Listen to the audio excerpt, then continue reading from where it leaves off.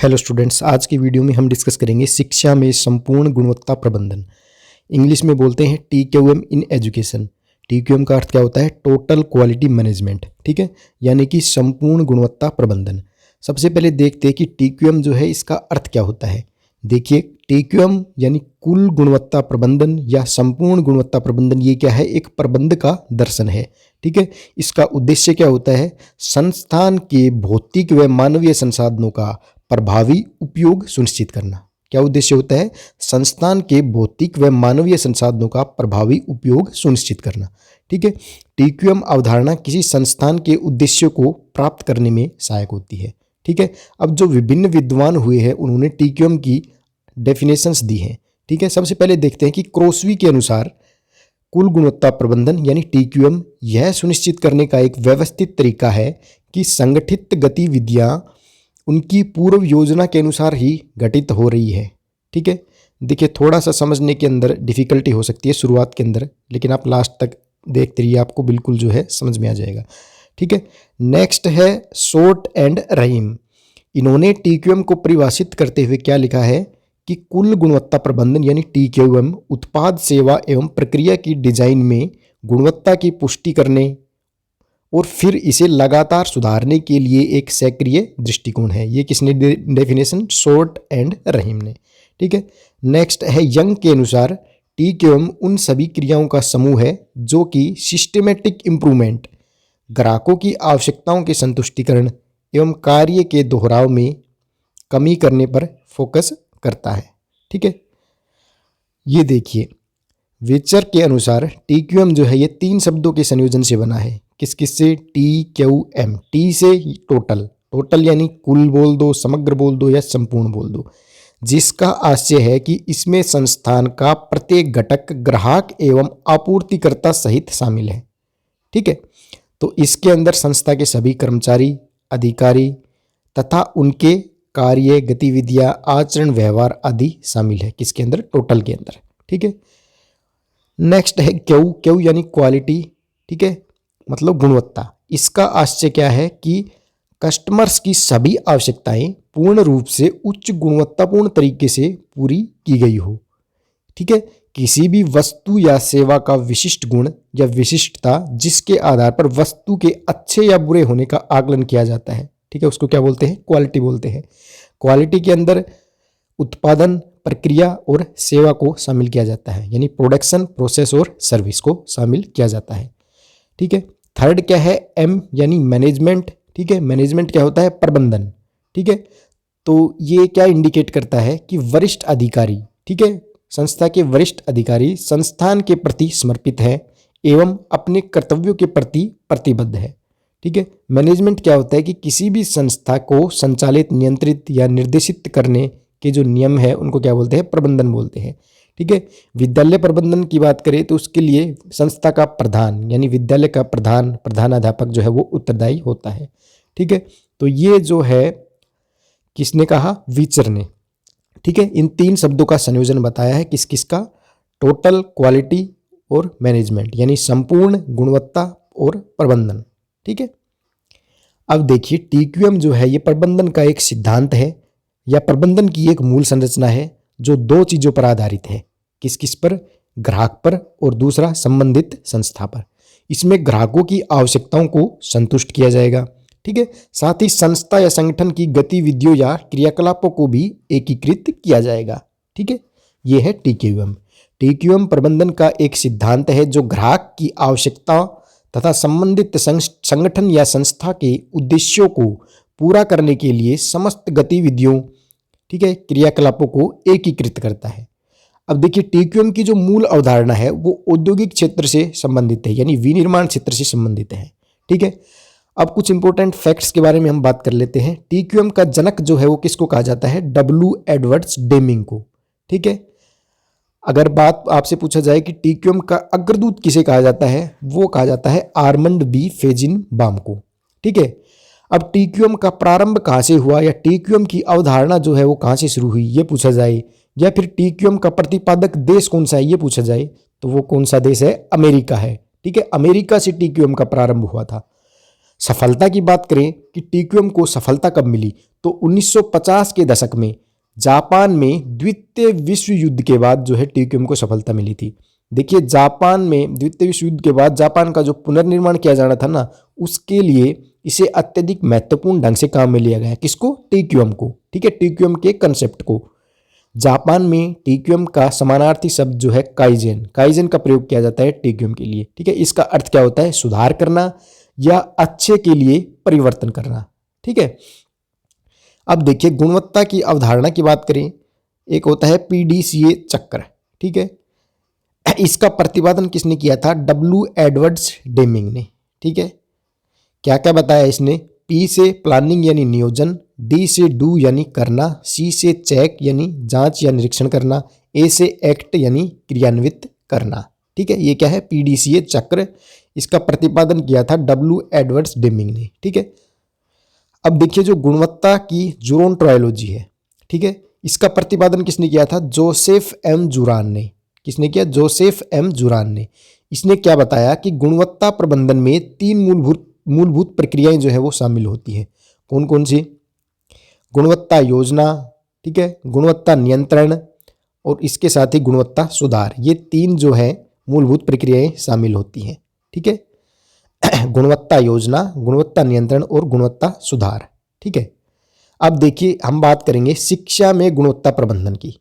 देखिए, विद्यालय के समस्त मानवीय और भौतिक संसाधनों का अधिकतम उचित उपयोग करते हुए शिक्षा के पूर्व निर्धारित लक्ष्यों को प्राप्त करना ही शिक्षा में संपूर्ण गुणवत्ता प्रबंधन है।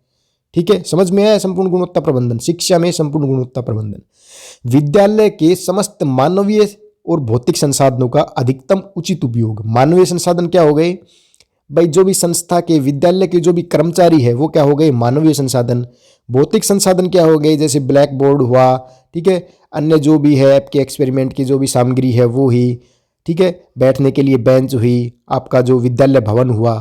ठीक है, तो सभी मानवीय और भौतिक संसाधनों का अधिकतम उचित उपयोग करते हुए शिक्षा के पूर्व निर्धारित लक्ष्यों को प्राप्त करना ही क्या है? शिक्षा में संपूर्ण गुणवत्ता प्रबंधन है। ठीक है, ये आपको समझना है। ये तो आ गया समझ में। ठीक है, अब देखिए शिक्षा में टीक्यूएम का उद्देश्य बालक का सर्वांगीण विकास करना है। क्या है उद्देश्य? बच्चे का, ठीक है, यानी विद्यार्थियों का सर्वांगीण विकास करना ही शिक्षा के अंदर टीक्यूएम का उद्देश्य है।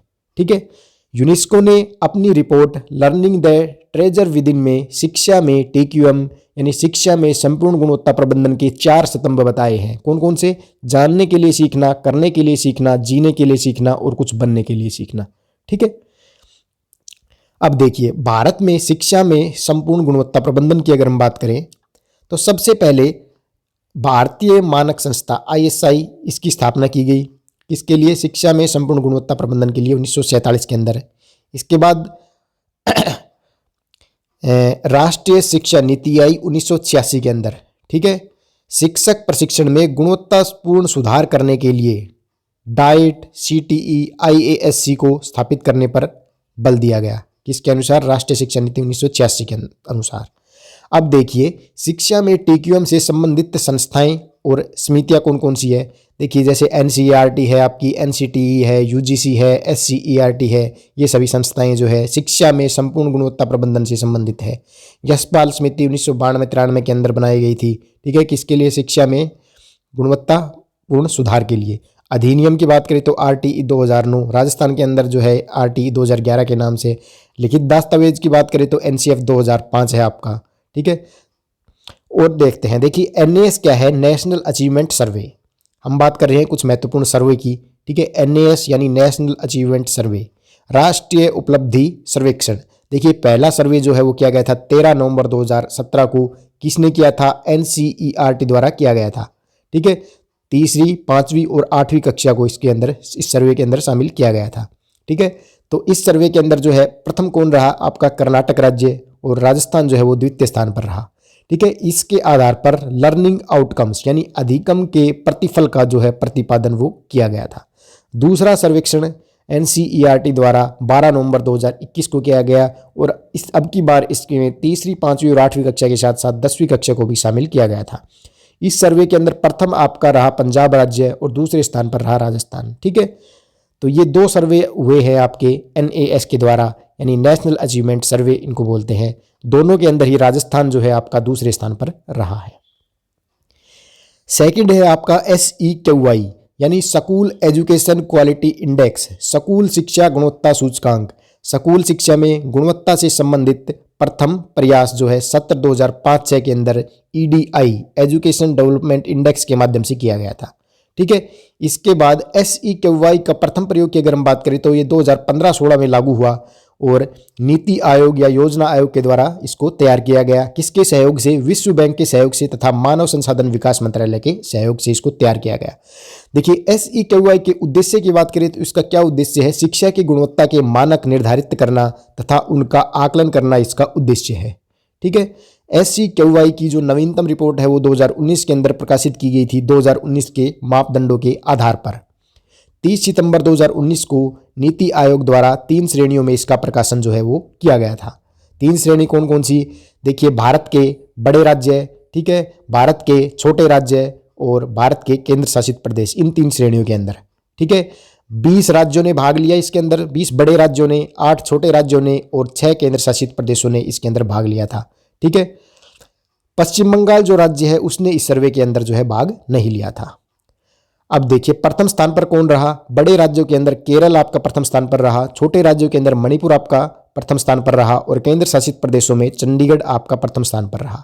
ये सर्वे की महत्वपूर्ण बात आपको याद रखनी है कि सर्वे के अंदर SEQI सर्वे 2019 के अंदर बड़े राज्यों में कौन प्रथम स्थान पर रहा, छोटे में कौन और केंद्र शासित प्रदेशों में कौन जो है प्रथम स्थान पर रहा था। अब बात कर लेते हैं कि अंतिम पायदान पर अंतिम स्थान पर कौन रहा। तो बड़े राज्यों में UP यानी उत्तर प्रदेश, छोटे राज्यों में अरुणाचल प्रदेश और केंद्र शासित प्रदेशों में लक्षद्वीप जो है वो लास्ट में रहा था। हम बात कर रहे हैं राजस्थान की, तो राजस्थान जो है वो इस सर्वे के अंदर दूसरे स्थान पर रहा था। ठीक है, तो ये आपको मेन रूप से याद रखना है कि SEQI सर्वे 2019 के अंदर राजस्थान जो है वो कौन से स्थान पर रहा? दूसरे स्थान पर रहा। अब बात कर लेते हैं PGID। ये क्या है? डिस्ट्रिक्ट परफॉर्मेंस ग्रेडिंग इंडेक्स यानी जिला निष्पादन ग्रेडिंग सूचकांक। इसका प्रारंभ कब हुआ? सत्र 2018-19 से। ठीक है, शिक्षा एवं साक्षरता विभाग भारत सरकार के द्वारा इसका जो है प्रारंभ इसका किया गया था 2018-19 से। ठीक है, इसका उद्देश्य क्या है? भारत के सभी जिलों की शिक्षा की गुणवत्ता का आकलन करना इसका उद्देश्य है। ठीक है, भारत के सभी जिलों की शिक्षा की गुणवत्ता का आकलन करना। अब बात कर लेते हैं PGID रिपोर्ट की। तो नवीनतम रिपोर्ट जो है 2019 के अंदर प्रकाशित हुई, सत्र 2019-20 के अंदर। ठीक है, इसमें भारत के 733 जिलों ने भाग लिया था और राजस्थान के 3 जिले कौन कौन से? सीकर, झुंझुनू और जयपुर, ये उत्कर्ष श्रेणी के अंदर रखे गए थे। ये आपको याद रखना है। PGID नवीनतम रिपोर्ट 2019 के अंदर। ठीक है, नेक्स्ट बात कर लेते हैं NEP 2020 की, नेशनल एजुकेशन पॉलिसी 2020, राष्ट्रीय शिक्षा नीति 2020। नेशनल एजुकेशन पॉलिसी 2020 के शिक्षा में संपूर्ण गुणवत्ता प्रबंधन के लिए किए गए कार्यों की अगर हम बात करें तो 2 कार्य किए गए। क्या? पहला तो परख की जो है स्थापना की गई। ये क्या है? परख एक राष्ट्रीय स्तर पर मूल्यांकन की संस्था है जो बच्चों का मूल्यांकन करती है। बच्चों के मूल्यांकन के लिए परख राष्ट्रीय आकलन केंद्र की स्थापना की गई, ये पहला कार्य। दूसरा NRF नेशनल रिसर्च फाउंडेशन, राष्ट्रीय अनुसंधान फाउंडेशन, राष्ट्रीय स्तर पर होने वाले सामाजिक और वैज्ञानिक अनुसंधानों पर नजर या नियंत्रण रखने व उनका आकलन या मूल्यांकन करने का कार्य जो है वो NRF के द्वारा किया जाता है। तो ये जो है नेशनल एजुकेशन पॉलिसी 2020 के तहत इन दोनों की स्थापना की गई, परख की और NRF की। ठीक है, तो ये कुछ इंपॉर्टेंट पॉइंट थे, ये आपको याद रखने हैं। TQM के सिद्धांत क्या है, इनकी अगर हम बात करें, देखिए TQM नेतृत्व, सम्मान, सत्य, निष्ठा, विश्वास, ईमानदारी, प्रतिबद्धता, ग्राहक संतुष्टि, खुलापन एवं उच्च नैतिकता, स्पष्ट दूरदृष्टि आदि नरम अवधारणाओं पर विश्वास करता है। और विद्वानों ने 3 प्रमुख सिद्धांत बताए हैं। ठीक है, क्या? ग्राहक पर फोकस यानी कस्टमर पर फोकस करना, दूसरा सहभागिता एवं टीम वर्क, ठीक है, पार्टिसिपेशन एंड टीम वर्क, और तीसरा निरंतर सुधार एवं सीखने की प्रवृत्ति। ये TQM के मूलभूत सिद्धांत है। ठीक है, तो आज की वीडियो में इतना ही। मिलते हैं नेक्स्ट वीडियो में नए टॉपिक के साथ। धन्यवाद।